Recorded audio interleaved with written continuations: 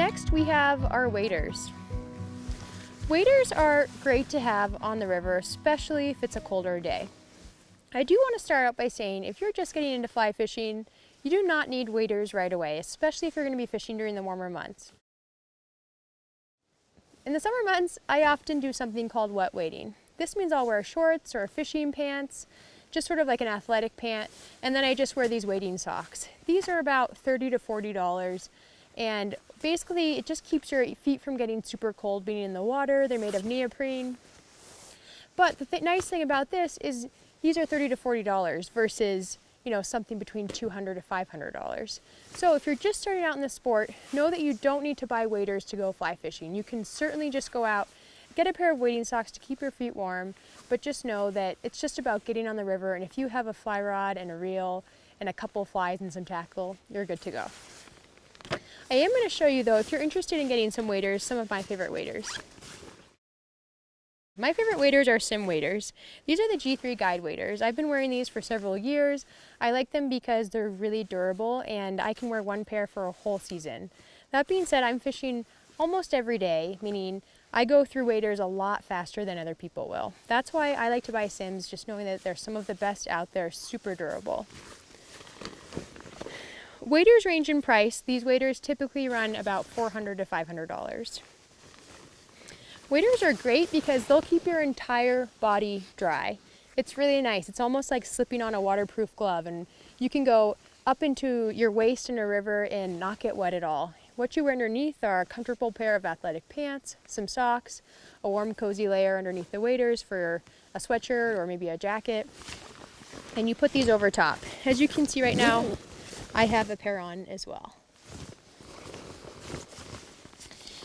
Waders are great. They come in pretty standard sizes, small, medium, large. One thing I want to point out is that when fishing in the winter, I typically have a lot more layers on underneath. Sometimes I put little foot warmers in my socks. Sometimes I have a big puffy winter jacket. So while I typically wear a woman's medium waders, in the winter I go ahead and I buy a large just so there's extra room to layer underneath. I tend to find this a lot more comfortable.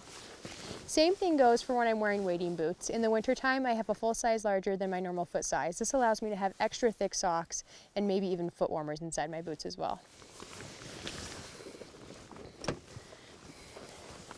You'll see down here on the waders, there are these little flaps right here. These are guards that go over top of your laces.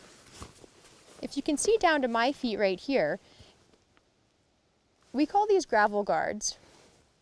These are great because I can tie my shoes once in the morning and it covers up my laces so I don't get caught on sticks and things like that, and I'm not tying my shoes all day as I'm walking through water.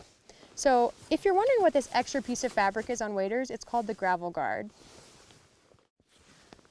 One last note about waders that I want to bring up is the wading belt.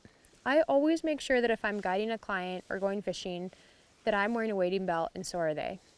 Wading belt is not only going to help you stay more comfortable throughout the day, it's also going to keep you safe in case you fall in the water. I actually fell in the water today. It does happen. It's a common part of fly fishing, but we want to make sure if that happens, we're being safe. The wading belt, if you keep it nice and snug around your waist, is going to keep water from going all the way down to the feet of your waders.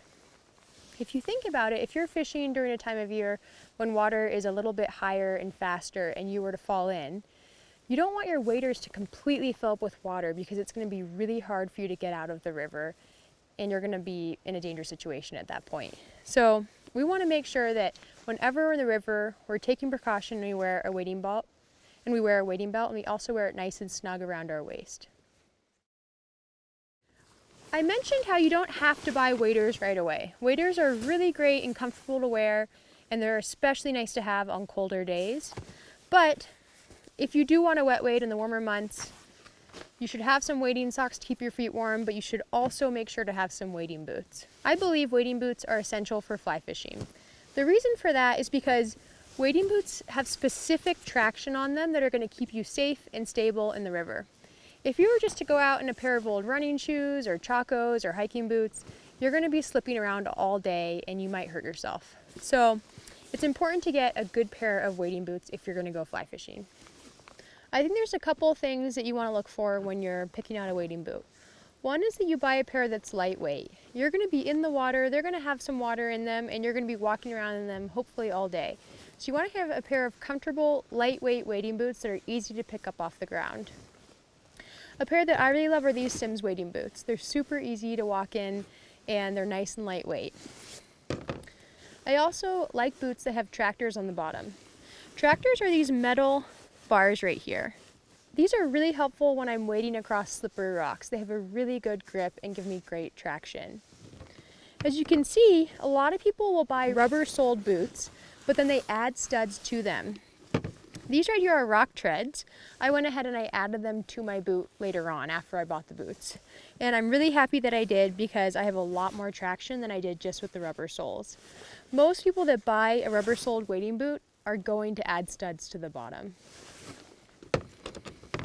And finally, some people prefer a felt-soled boot. As you can see, I have one of these as well. The bottom of the shoe is completely flat and it's made of felt. The felt has a natural ability to grip onto rocks when there's moss on them and things like that. So this can also be great wading boots. But one thing to keep in mind, some places do not allow anglers to wear felt-soled boots. The reason for that is because felt is more prone to carry different parasites and things that can get into from one water source to another. So it's one thing, while these can be great boots, I know that certain countries, for example, have outlawed them, such as New Zealand and also Alaska. You're not allowed to wear a felt-soled boot. So we've talked about our waders, we've talked about the option of wearing wading socks in warmer months, and we've gone over our different wading boot options.